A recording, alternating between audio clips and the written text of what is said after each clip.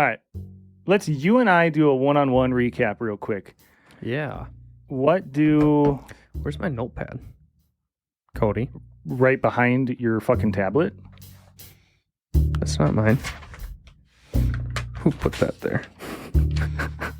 Is that yours? Yeah, it was because you drew the thing on it. Put that thing back. Okay. What do I remember? Oh. What do I remember? Ha. Yeah, tell me, what do you remember? Nothing. Tate Clay and Peggy are off frolicking about right now.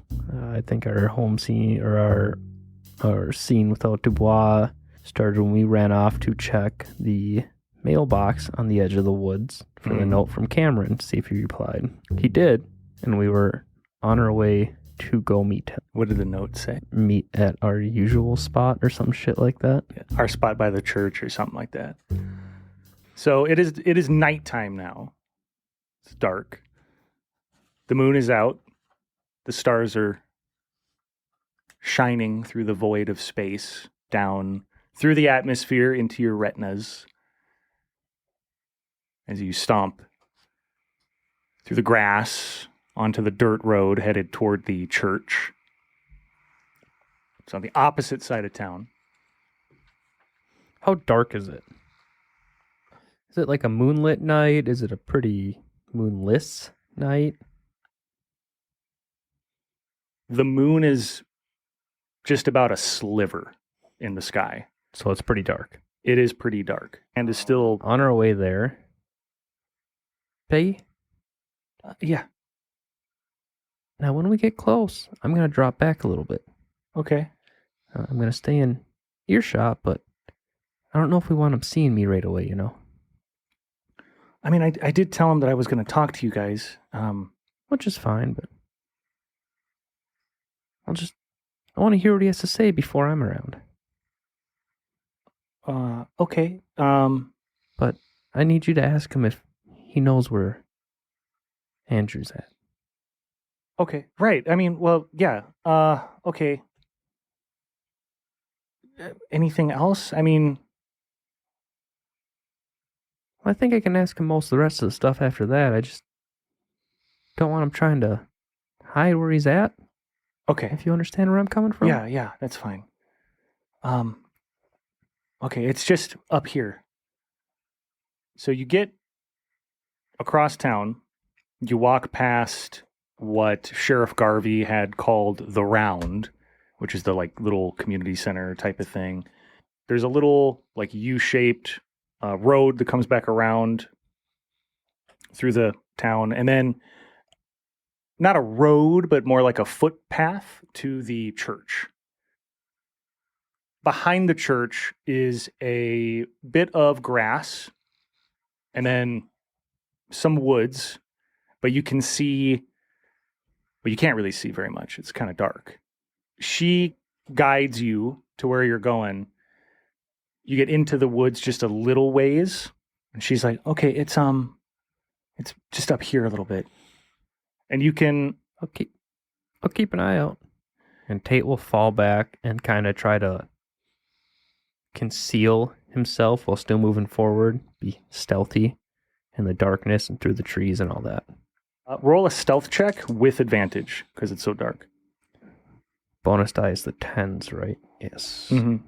The big one. The big one. Bow, bow. I rolled a 34 under 60 as well as a 44 critical success on the bonus die. So Clay kind of posts up next to a tree. He knows how to hide in the woods, in the dark. Takes it up in just the right angle that the little bit of moonlight that is coming down does not get to him. Crouches a little bit behind some foliage and looks on. You can still make out Peggy's outline and silhouette. Her hair kind of shines a little bit. You can hear her stepping, right? She's not trying to be quiet. And then she stops. And you can hear some talking up ahead, but it's really hard to see like what you're actually looking at. Roll a listen check. 35 under 62. Okay. So Peggy, you hear her footsteps. You hear something else, some shuffling, and Cameron. Yeah. Oh my God, Cameron. Peggy, I'm sorry. Sounds like they're excited to see one another. Cameron, what is going on? I don't know. Hold on. Just take a deep breath. Calm down. It's gonna be okay.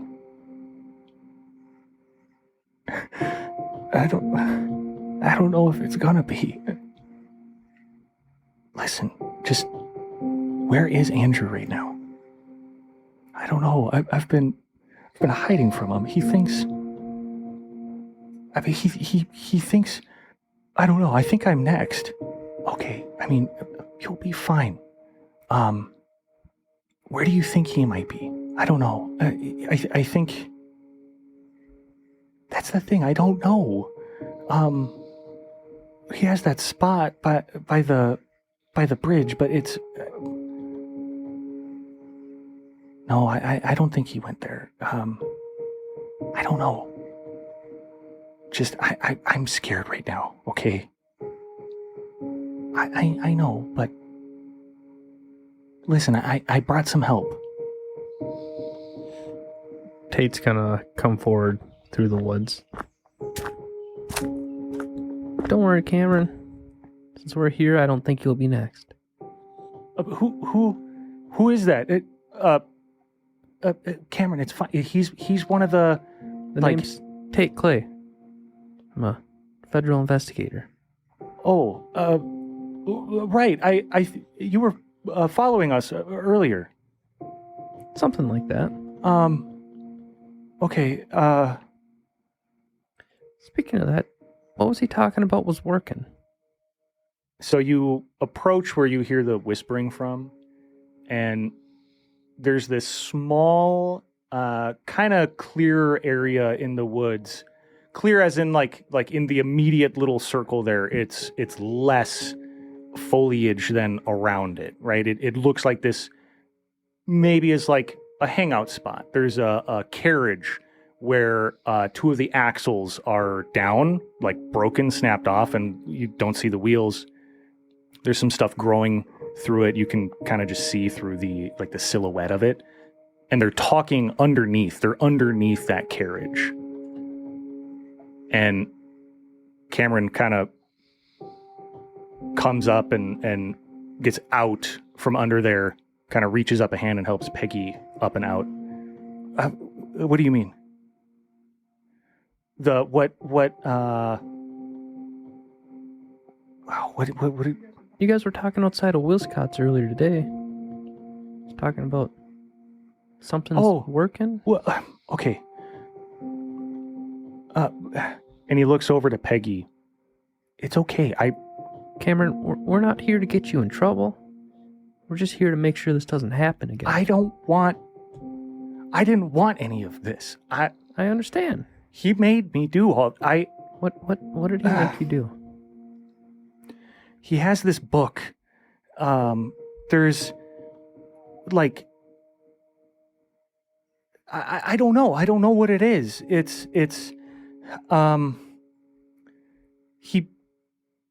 I don't know. It's a book, and he showed it to me briefly once, and then like I've seen it, over his shoulder, and it's in like another language. I don't know, Chinese or something. I don't know. I couldn't understand what it was. It wasn't English, right? And anyway, he can read it. I don't think he knows anything but English. So kind of peculiar, right? Anyway, he got it. He starts to kind of like breathe a little heavy. kind of moving his arms around as he's talking. He's clearly like trying to process a lot to get it out. Tate's gonna put his hand on his shoulder. Just take a few deep breaths, son. He's got this book that he's following, and it's why he's doing this thing to people that he's doing. Am I hearing this right? Yeah, there's like it's like witchcraft. I don't know. Where'd he get it? Well, he told me somebody gave it to him.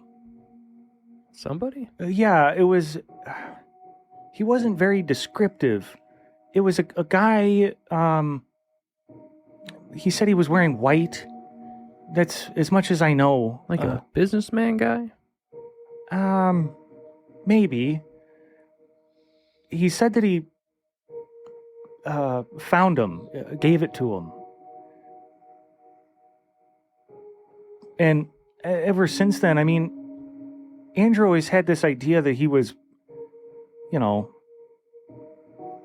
I don't know. He acts like he's better than other people. So And- the Geraldine boy and him got in a spit, right? Yeah, he did this to the Geraldine boy? Yes, I think so. Yes. Everybody that he has an issue with every single person that has passed away. He has a couple times asked me if I can get hair or something like that. But it's real. I worry what he's going to do to me if did you tell him about, the last person we talked to? Yeah, I did. The deputy, right? Yes. Deputy Smithson went and talked to Andrew about it. I told him, as much as I knew.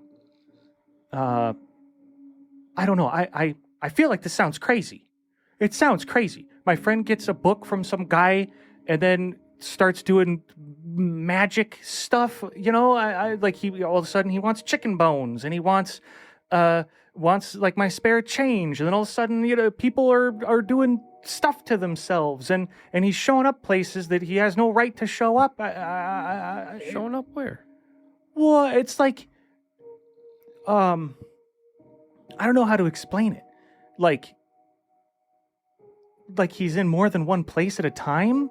Or no, not like that. Like he was talking, he's not that athletic, and he's not a very good horse rider, and he can get clear across, one place to another. I don't know. And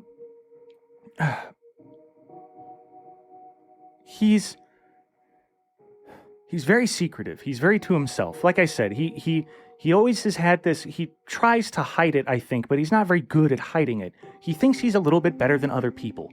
And apparently this guy told him that he was special or something like that. He just had to learn how to use this fucking book. And I'm sorry. I don't mean to swear. So anyway, Philip passed away. A friend of mine. And That was a few months ago, right? yes, he was a good guy. He just, he had a Andrew lot. caused Philip to pass away? No, that's the thing. He went after Lillian for it then? Well, no. Andrew never really cared about Philip. At least I don't think he did. Philip was always kind of quiet, a little bit awkward. I tried to help him where I could, As a man should. but to Andrew, he was just somebody who was tagging along. And he wasn't really beat up by Philip passing away. And this book that he has, we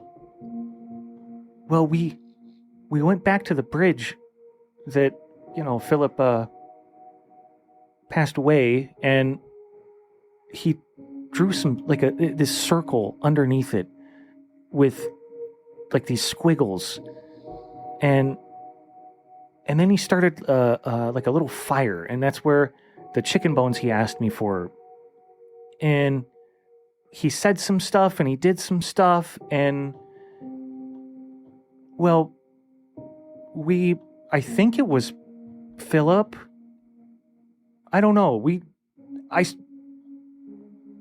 Something was there. I saw it. What did it look like? I don't know how to explain it. Something about it was Philip, I think. Did it have like a body shape or like a blob shape? I don't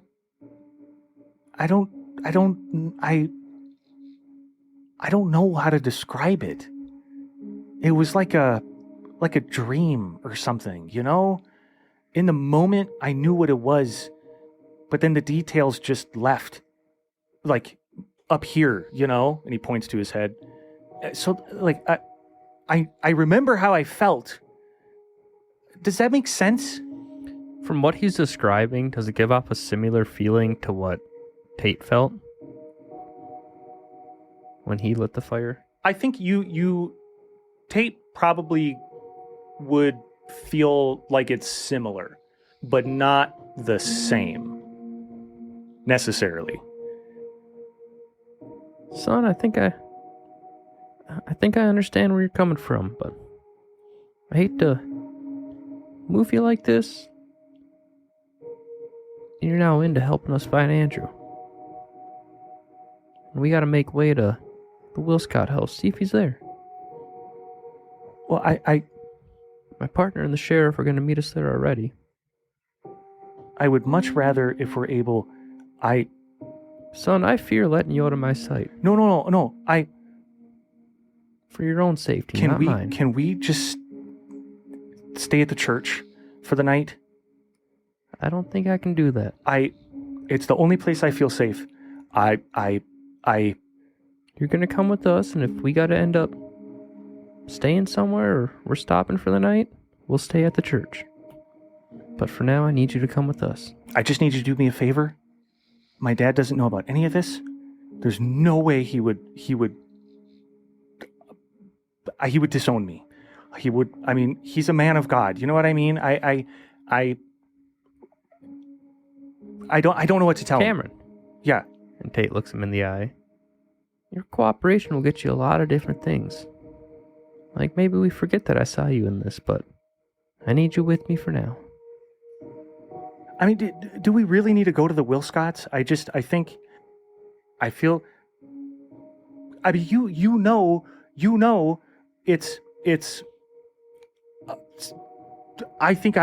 don't know, man. Is there somewhere else you think he might be? Because we're meeting with my partner at the Wilscotts. And I sure as shit am gonna need him with me on this one. Plus, I'm pretty sure the last place we saw him going was that direction, leaving the Smithsons where he stole booze and change. Oh, yeah, for some reason, Smithson just all of a sudden was just really, he was always friendly, but just like all of a sudden Andrew was losing his mind?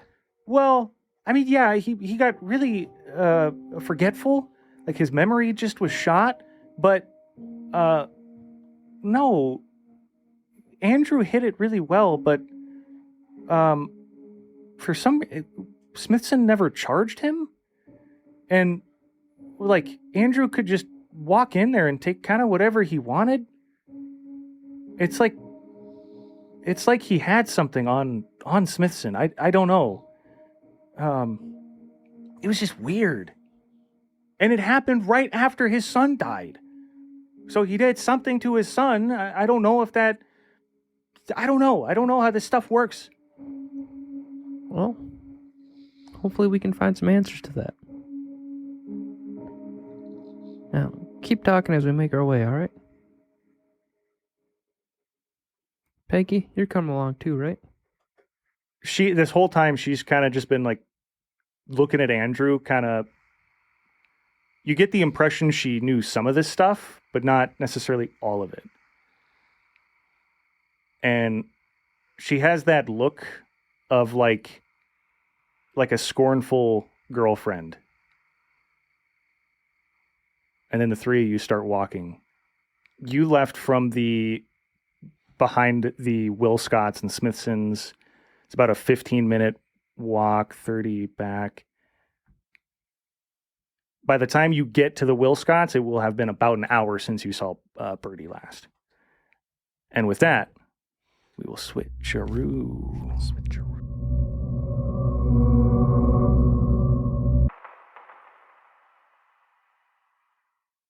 What do you remember from the last 2 episodes? It's this whole chapter so far has been one day. Yes. And it is now nighttime. Well, one day with the exception of the train ride. Yes. Okay, so recap. At the beginning of the previous episode, Birdie shot, let's see here. I don't know why, but Will Scott's and Smithson, those two always get confused in my brain. So Will Scott's is the inn, and Smithson is the store owner. So Birdie killed Smithson, who came into the inn with a gun. Yep. Let's see. Tate spoke with Peggy, the details of which Birdie aren't aware of. Birdie spoke with Sheriff Garvey, and we've come to the conclusion that we are all looking for Andrew Wilscott and Cameron Taylor. Tate went with Peggy to a mailbox drop in the woods because that's where Cameron was supposed to reply to Peggy's letter. So those two were going there in the hopes of finding Cameron. Sheriff Garvey and Birdie are heading over to the Smithson's home. Will Scott's home. Will Scott's home. They're hoping to get Andrew Will Scott. That's right. Yep, we're going to Will Scott's home looking for Andrew. And the plan was that we would either meet at the Will Scotts or we would meet at the campfire by the bridge. You guys just, from Birdie's point of view, you guys just split from Clay and Peggy. Clay and Peggy just started walking the opposite direction of you and Garvey. Yes, and we were at the general store. Yep, right behind it, the back door. Yep. Garvey has his hand on his pistol as you guys walk, and you're kind of speed walking, right? Mm-hmm. All right, Garvey, I know I don't got to say this to you, but I'm going to anyway. We do not want to kill that boy. No. Yeah, we want to talk to him. You think he has something to do with this? I do think he has something to do with it, but I've been wrong before. So right now we're in the gathering stage, and let's just say there's a bunch of stuff pointing right at the young man. Well, did you tell him that you think it's like witchcraft or whatever? Fuck no. Okay, I didn't think so. Tate probably almost did, but how, might I ask, two fellow lawmen, do you think he's connected to these? Some young man I don't know them very well. I know Dennis, but not his son as much. Seen him around. Yep. We don't know, okay? But when you look at all the deaths that have been happening recently, well, Andrew... As Birdie's talking, you realize you hear somebody, big heavy footsteps kind of running down the dirt in the street. Do you guys think, would you keep going behind all the buildings and kind of the grass, or would you get into the dirt road? Let's see, Birdie kind of knows the way, but the sheriff definitely knows the way. So whichever way the sheriff decided to kind of lead, Okay. Birdie would follow. The sheriff is walking like behind all of this stuff. You might intuit that he is trying to avoid like the all the people from like following them, you know, without going significantly out of his way. Keep out of the public's eye a little bit. So instead of going to the main road, he's walking behind all the stuff. But you hear these big, heavy footsteps kind of stomping, running along the dirt. And what do you do? Hey, hold up a sec. What is that? The two of you stop, turn. Garvey unholsters his pistol, but keeps it, you know, down with his finger on the frame of the revolver. And you both turn and look, and you hear these, and then you see Dennis Wilscott running down the street. Garvey shouts, "Hey, Dennis! I told you to wait in your inn. What are you doing?" Dennis stops and slides in the dirt just a little bit, kind of starts to yell back, "I need to get home. I don't know what's going on with my boy. Peggy's gone. There's a dead man in my inn. I need to get home." And he goes to kind of start running again. "No! No! Get back in the inn now!" Garvey pulls out his cuffs and starts power walking toward him. "You want me to put these on you right now, Dennis?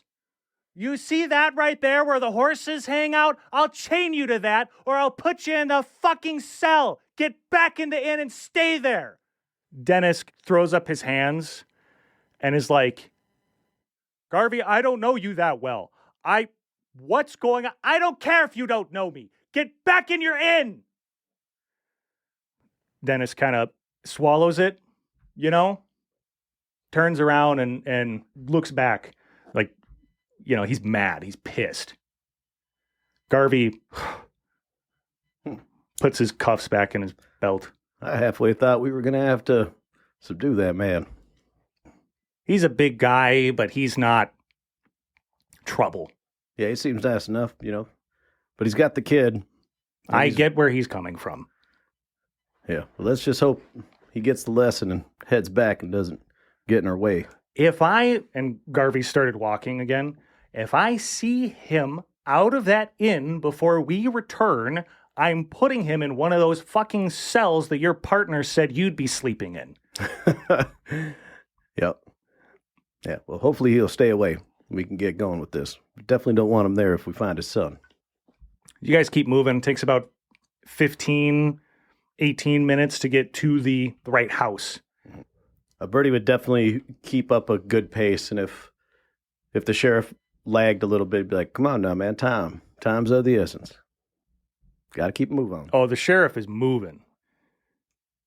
The two of you get to the house, and Garvey kind of stops for a second to look around.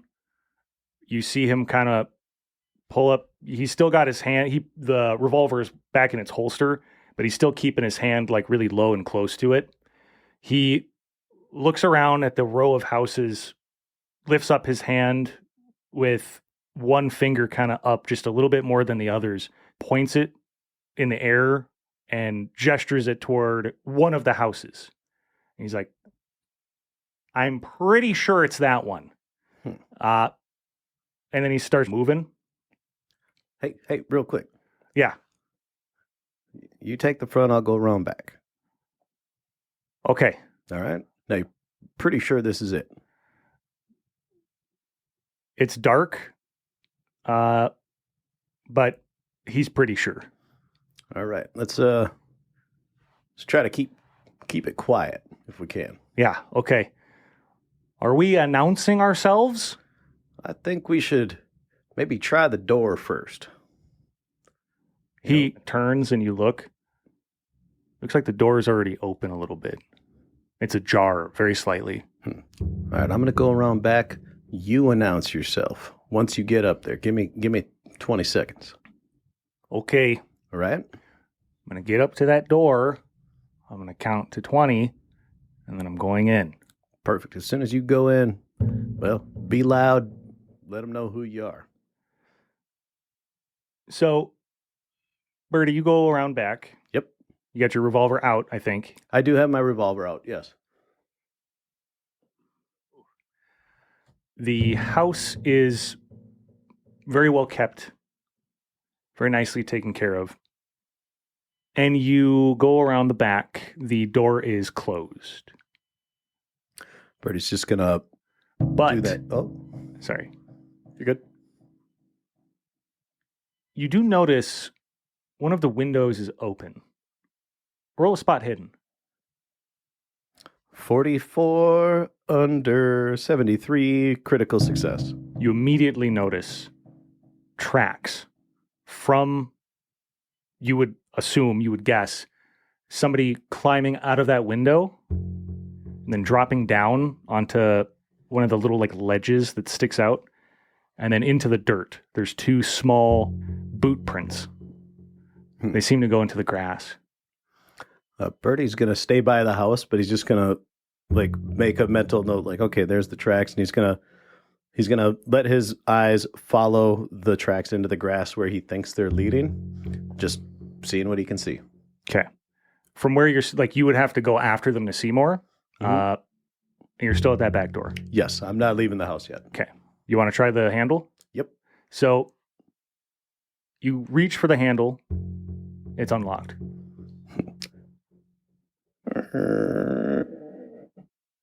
Sheriff's Department. Andrew. Birdie's going to walk in, kind of keep an eye out. Hey, Sheriff. You walk in,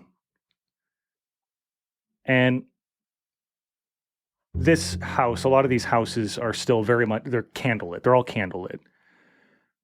And regularly along walls and in corners, strategic areas are places for candles. All of them are filled with candles. You open the door and it's into the back area, like just behind the kitchen. Mm-hmm. Immediately, your eyes and your nose kind of sting a little bit from something burning. It smells like something's burning. You see a faint flicker of candlelight, but not much. It's still dark. You go in to the kitchen. You hear the sheriff yelling. It sounds like he's like a room and a half across from you. Sheriff, Yeah. I'm in the kitchen. Okay. Moving toward you. I don't see anything. Yeah, me neither. It smells like something's burning in the stove or in the oven. Birdie's going to go investigate the oven. The oven is still hot, but it doesn't look like there's still a burning fire in it, but you do see like embers. Does he open it? Yep. You open it. The handle is warm. It's designed so that it doesn't burn you. So the fact that it's warm is a problem. Inside are a couple loaves of bread that are ash, like charred black bricks.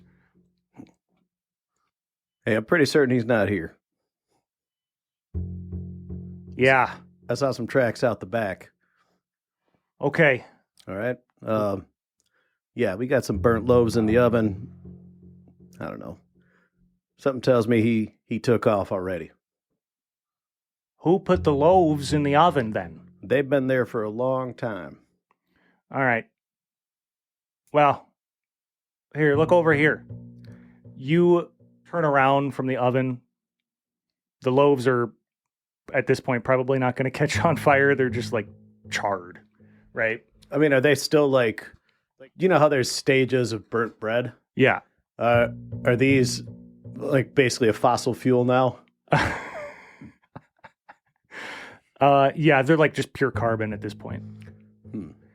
You turn around and you see some of the drawers are like ripped open. And the sheriff walks into the living room. What do you do? What are we looking for here?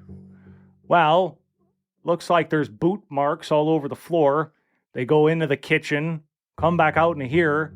Looks like he went into the desk, and then upstairs. Yep. The upstairs window's open, and it looks like somebody probably crawled out of it and went out back. So, Fuck. Yep.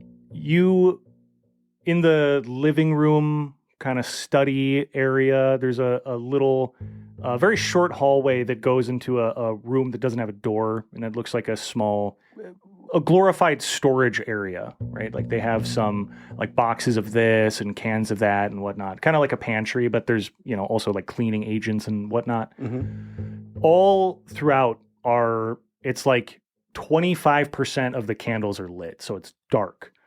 And there's this flickering dance going on. How, based on the height of the candles, compared to those that aren't lit, how long have these been going? Would Birdie guess? About an hour and a half. Plenty of time to carbonize some bread. Yeah. Hey, just so we can, check this one off the box. You want to hit upstairs? I'm going to do a quick sweep down here just to make certain we didn't like miss him in a cubby, Well, I'd rather keep our backs together, if you know what I mean. You notice there's a desk in the living room, study area type of thing. The drawer is also ripped open and rummaged through. All right, I'm going to check out this desk here then. Yeah, if you don't want to head up there on your own, that's fine. Well, there's a hallway that goes 2 directions, and I only have one set of eyes. Good call. I'll tell you, let me take a look at this real quick, and then you and I'll both go upstairs. Okay. Birdie's going to investigate the desk. He kind of goes in to check out the kitchen. He hasn't really looked in there yet. The desk is a very standard fare for, a family. It's pieces of paper, pens, pencils, clips, letters, letter opener. The drawer looks almost kind of like a junk drawer would, where it's a lot of miscellaneous office materials, and it's just been like rambled around. Some of the things that you assume used to be in that drawer are now on the floor, like a thimble, a couple fountain pen tips. All right, well, this looks clear. Let's head upstairs real quick and see what we can find. Well, take a look at this real quick. All right. He points to one of the drawers that is open in the kitchen, and it's a knife set. One of the knives is missing. Okay, so we can assume that Andrew is walking around with a kitchen knife. Yeah. Okay. Okay. Did you find anything else in there? Nothing that's really telling a story. Okay. At least not much of one. It looks like the place was rummaged through rather hastily. Okay. And then, yeah. Well, let's go upstairs. Mm-hmm. I'll take left, you take right. Sounds good. It's a straight up staircase to, at the very top, you can see what looks like some closet doors. And as you up toward the top, he looks left and you look right. The boot tracks are visible. And as you're walking up the stairs, it looks like the boot tracks turn left and then go back right. You look to the right, you see a door thrown open and some very, very dim moonlight and maybe a single candle from the room within. There's shit all over the floor. Hard to see from where you are. Oh my God, you hear to your left. What do you got? A person. Woman. Hey, you there. Birdie's gonna keep his eye in the opposite way. Like he's not turning around because, you know, gotta keep that 6 covered. I think she's unconscious, Marshal. She laying down? Yeah, fetal. I can't tell if she's breathing or not. All right, we'll tell you what. Approach with caution.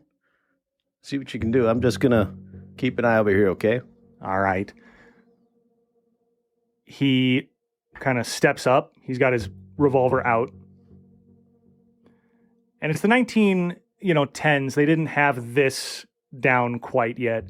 So he's, got one hand kind of out for like balance while he's got his right hand out with the revolver up, like very, very, very forward. He looks like he has a very experienced grip and stance. But you're not looking at him right now. I mean, Birdie glances, right? But he's not turning around. Sure. You can hear his footsteps and the creaking of the wood. You hear him stop about what you would think is halfway down the hall. You hear, his uniform and whatnot ruffle. It's very quiet. And he calls back to you. She's breathing. Not very well. You recognize her? Yeah. It's, Emily Wilscott, his, wife. She's the, Mother Andrew? Yeah, teacher in town. Their bedroom is up ahead, too. Door's open. Check her for wounds, man. Is she hurt? Looks like she took a blow to her head. Oh, man, those are the worst. Thinks she got knocked out or something. Okay. Is there anyone else in the room?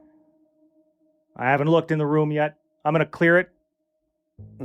I got the top of the steps. You hear him stand up, slowly walk into the room. You can hear the door get pushed open just a little bit, this slow. You hear some quick movement. You hear a closet door get opened, one of those like ones that slides, kind of like an accordion type of thing. Or like it does, what do you call that type? Bifold. A bifold, thank you. You hear like a bifold closet door open, but not all the way. Sounds like it was already open a little bit. Looks clear, Birdie. Coming your way. All right, come on up. Yeah, you hold the top here. I'm gonna get this room real quick, and then we gotta make certain Mrs. Wilscott's okay. He comes up beside you. Go ahead. Birdie's gonna move towards the room. Revolver in his left hand. Open up the door. The door's halfway open. You go inside, you see one candle lit and the window open. The room is full of junk. It's dirty. The bed is a mess. The sheets look like they're supposed to be white. Ugh. The drawer, the top drawer to the dresser is open. And it looks like it was pulled open with a lot of force and it's kind of just hanging on. Like the type of thing where, you'd have to put it back on its rails. Yeah. The small closet, this room is not very big. The small closet door is open. Double check behind the door, make sure nothing's there. And it looks like the door handle has gone into the wall from just getting thrown open with so much force. There in the closet is like stuffed up into the side some saws, like some two kind of longer two-handed saws, some like rocks. Wood cutting saws? For trees. Huh. Some bricks, stones. There's some pieces of wood, like 2x4. Piece of metal. Not quite sure what it is. Hey, this room's clear. It's also a pigsty, but it's clear. Birdie's going to grab one of the candles that isn't lit and light it on the existing candle. Ooh, nice. Revolver out, grabs, lights. Mm-hmm. Ooh, good. Hell yeah. He's going to do a closer look at the pulled open drawer and the general mess of the room to see if anything leaps out at him. Need another investigative roll? Yeah, go ahead. A hidden a la spot? A hidden a la spot. 63 under 73. Okay. Success. Garvey pops into the room real quick. I'm going to go attend to Mrs. Will Scott. See if I can get her too, or if she's going to be okay. And then he goes to do that. Absolutely. Well, we're in earshot, so we're good. Holding your candle, you look around the room. You go to check the drawer that's open. Inside, you see a jewelry box. It's open. You see some pieces of paper. There's also some bones. Some really small bones, a couple pennies, maybe a nickel, and some dirt. What kind of bones, if Birdie had to guess?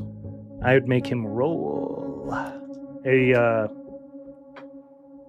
does he have like a animal check or a medical check? Let's see what we got here. Make an argument. Sell me on it. The skills that he has. I'm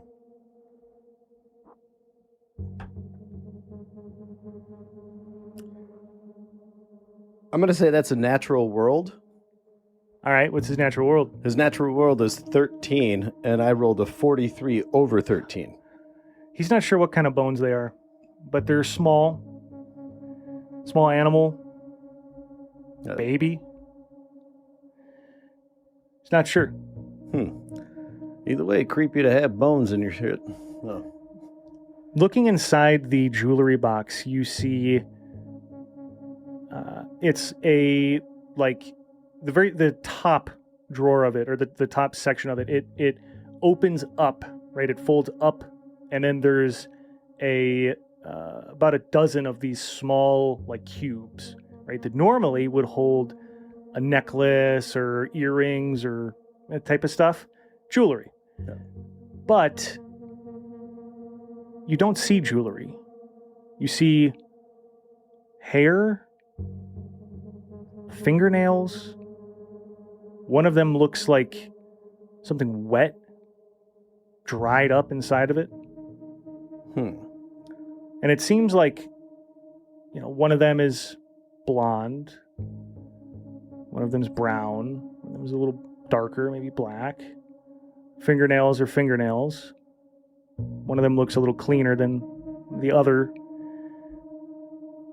But it looks like they were quickly grabbed through. And so they're a little spread out, but you can see probably where they would have originally been stuffed. Well, that's disturbing. Like I said, there's also the pieces of paper. Yep. Birdie's going to he's going to rifle through the papers, just look for writing, sketches, anything. He's going to hold the candle up to him to get a better idea. All right. Birdie is reading the scraps of papers. He's kind of mumbling them to himself. Worked. Can't believe it. I saw him at the bridge. Something was different, but I think he could understand me. It was like something was missing, but I can't quite put a finger on it. Number 2. Tried it with one of the stones from the old mill and didn't work. Maybe I didn't cut deep enough, but maybe it's just the object. Okay, I tried it again with one of the saw handles and it worked. Reminder to bring something from home next time so I can get back faster and cut deeper. Number 3. Still nothing. I haven't tried some of the techniques from the first 2 and nothing. It hurts. It's like even if I slept well the night before, suddenly all my wakefulness is gone. Still Nothing. I don't get it. She should be feeling something, but again and again she shows no interest. Number 4. She's dead. I felt horrible, like I lost something of myself. Not because she's gone, good riddance, but some energy. He did as he was told in the way he knew how. Odd that even in death he can't write worth a damn. Another one worked, but I tried something a little different to ease off the way it made me feel the first time, and I think it made it easier on me. Number 5. Mr. Smithson's memory seems to have been affected, which is a positive side effect, I think. Regardless, he too does as he is willed. The more I need to push, though, the worse a toll it takes on me. I think I'm fading or something. Not quite sure. Number 6. Still nothing like number 3. Not sure if it's even worth doing, but I'll give out another shot when I need to.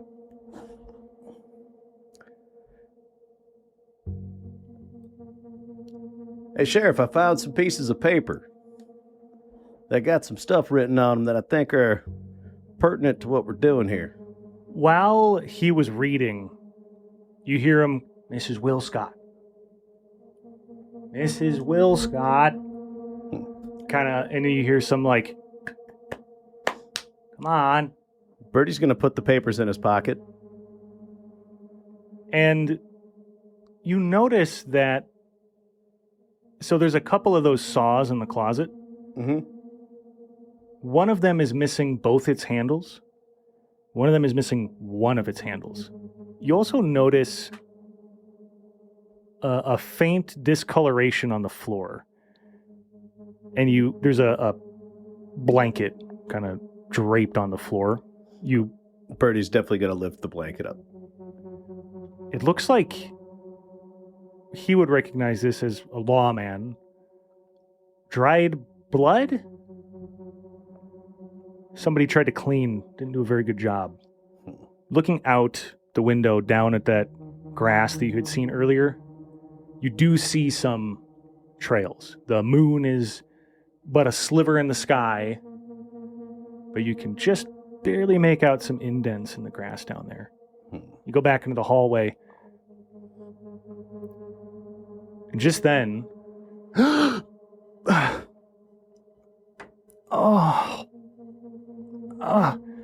Mrs. Will Scott. Ow. Oh. And the woman reaches up and feels the back of her head and goes, Oh.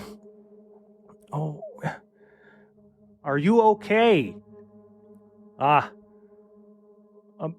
you okay? What happened? I don't know.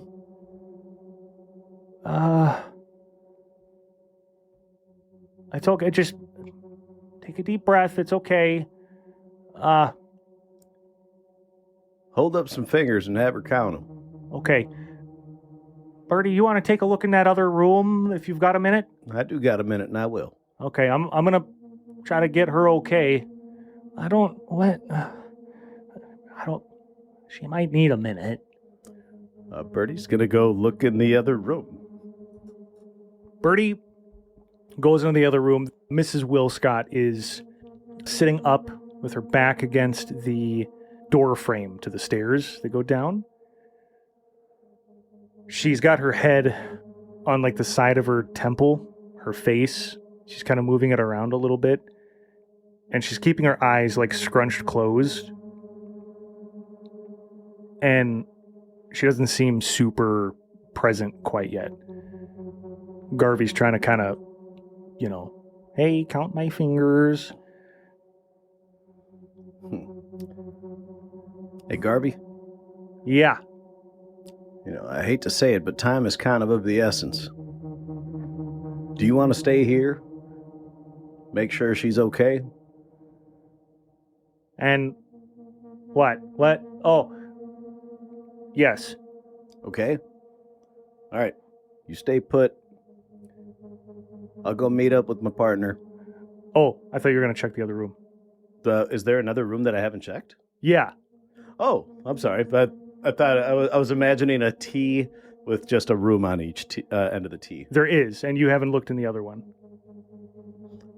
Isn't he didn't he check the other room? He did, but not like he just made sure Andrew wasn't in there. Got it.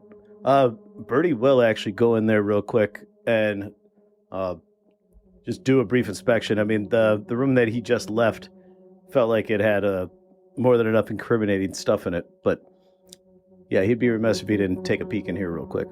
Because, yeah, Mrs. Wilscott is like in the hallway, on the floor in the hallway. So Birdie walks into the other room. It's very obviously the parents' room. It's much cleaner. It's much better put together. The bed is 3 times the size as the one in the other room. There's some tasteful art on the wall and a nightstand on either end. There are no candles lit in this room, but Birdie has the one in his hand. Birdie's looking for any signs of rummaging, dishevelment, mess. You see the nightstand on the right looks to have been gone through. There's a piece of paper on top of it. In the closet that has that hinge door, it's like the hinge door is mostly open, and it looks like it's stuck open. You look down, hold the candle out a little bit, a little piece of wax drips off of it. And there's a bunch of stuff thrown around in there. There's shoes, shirts, dresses, just scattered on the floor, draped over stuff how they're not supposed to. And you can see an opening in that mess. A safe with the door open.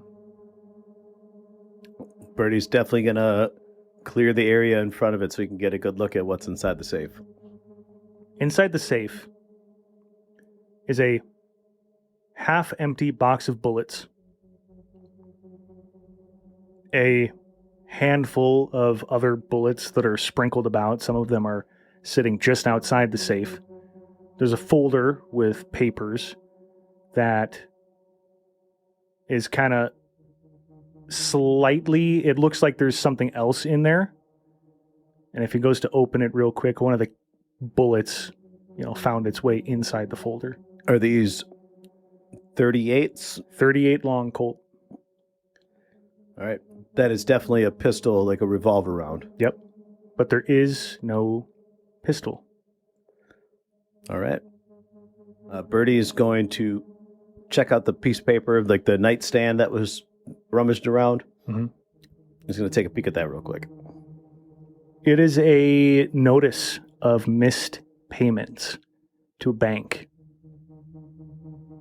2 different loans are late. All right. Birdie is going to go back out into the hallway to the sheriff's. You go back out. Okay, what do you remember? I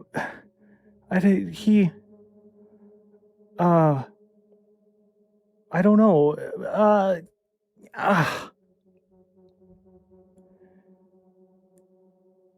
Andrew, he came home. He was in a rage. He was,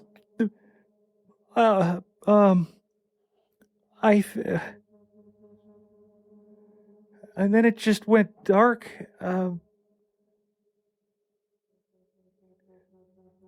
That's all I know. Do you remember if it was dark out or light out when this happened? I had just lit some of the candles. Okay. Just enough. It wasn't quite dark yet, but it was not that bright. And you'd put a couple loaves of bread in the oven, right? Yeah.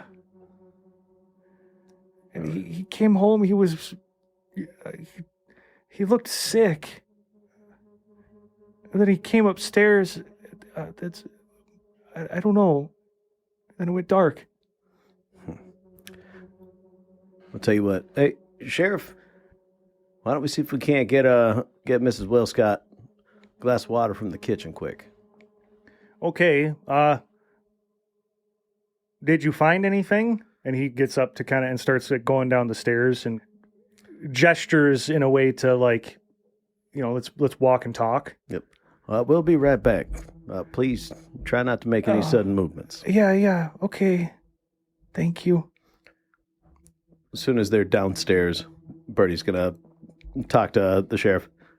All right, so we noticed the missing knife, but now I'm pretty certain he's got a revolver on him. What? Yep, pretty certain he's got a revolver. There was safe in the parents' bedroom with the 38 long Colts in it, but no heater to go with it. So, armed and dangerous. Garvey is like listening to you, but he's staring out the window, and he's got this look of consternation. Okay, we got to go get him. Did you tell him you saw the tracks outside? I did, yes. Okay, I think that she's going to be okay. Looks like she took a blow to the back of the head maybe an hour ago.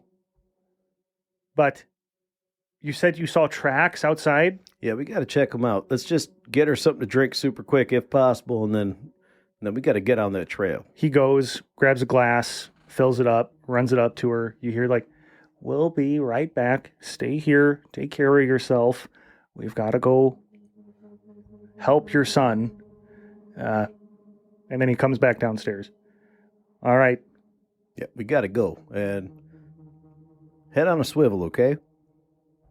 He very gingerly pulls the revolver out as you guys walk out the back door. All right, let me show you these tracks out back here. You go out back, show him. All right, so when I came around back here, waiting for you to come up the front, I noticed that the second floor window is open, and I could see where somebody had climbed down, landed on the little ledge over there, then went off through the grass in here. He follows your hand movements as you're pointing and, well, shit. Let's get moving. Exactly. Yeah, you follow me. He follows. He's got his head, if you glance over at him, he's keeping a very diligent, left, right, eyes. He's looking. You, as like an experienced, veteran lawman, you feel okay with him behind you. Birdie's making his way down the trail. You follow the trail step by step by step. You see these imprints from boots in the grass. And then you get to 2 indents. And then there's no more in any direction. It's unusual. There's plenty of tall grass around you. You stand and look. There's nothing else. Birdie's gonna put his hand up next to his head in a fist. Garvey stops. You can hear that he stops. Birdie's gonna take a knee. Does he still have the candle?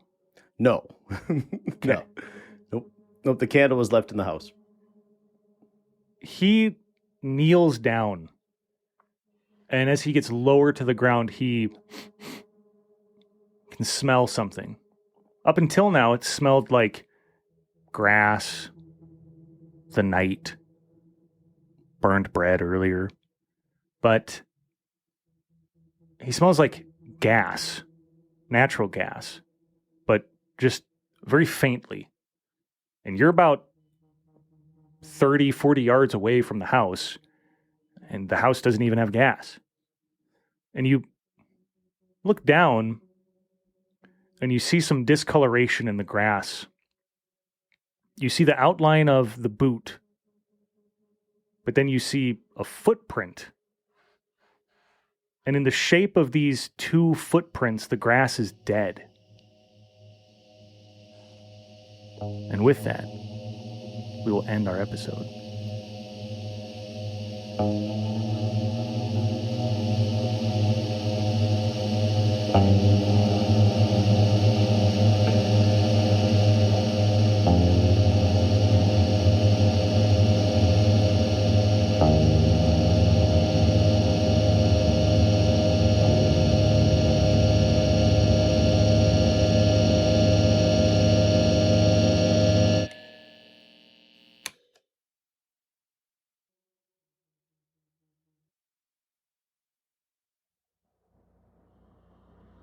Hey guys, it's me again, your old pal, Zenner, Cody Zenner.